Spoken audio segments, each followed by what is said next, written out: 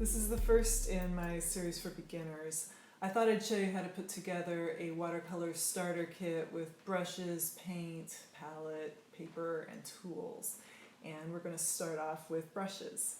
I recommend you buy a 2, 4, 6, and 8 round brush, some kind of large brush, either a flat brush like this or a mop. And as your brushes get older, do not throw them out because you can use them to create textures. Here are some palettes that you do not want to get. Something like this is actually for oil or acrylic paint. There are no wells for you to work with when you're mixing your colors. Travel palettes like this are kind of fun, but this one, I don't know why I bought it. It's gray, and you can't really see the colors that you're mixing accurately. You need something white. This is the palette that I'm using now, and I really like it. It's hard, tough plastic and lots of wells for me to put my colors and lots of room for me to work in. This is my palette. I have 3 large mixing areas, and then down here is where I put my paint. I have a section of warms, yellows, reds, oranges, cools, blues, and greens. And down here I have purple and brown. These are all the paints that I use. That's a lot of paint for a beginner to buy. Here's what you actually need.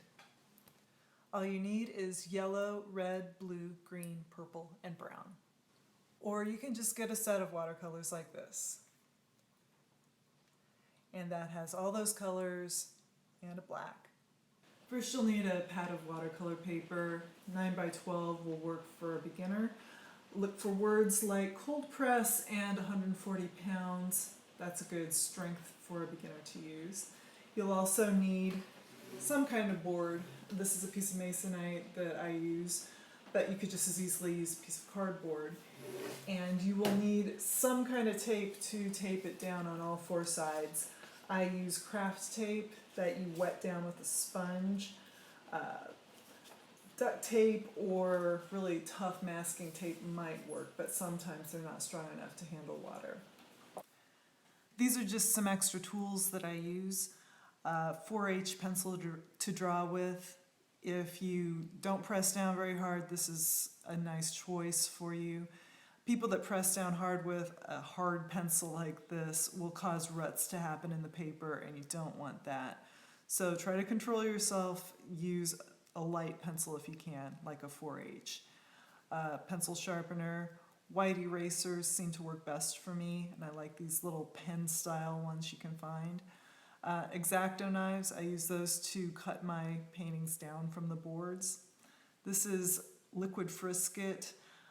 You can use this to protect white areas in your paper, and I managed to not use it for over 20 years, so you do not have to have this, but I've started using it recently and I really like it.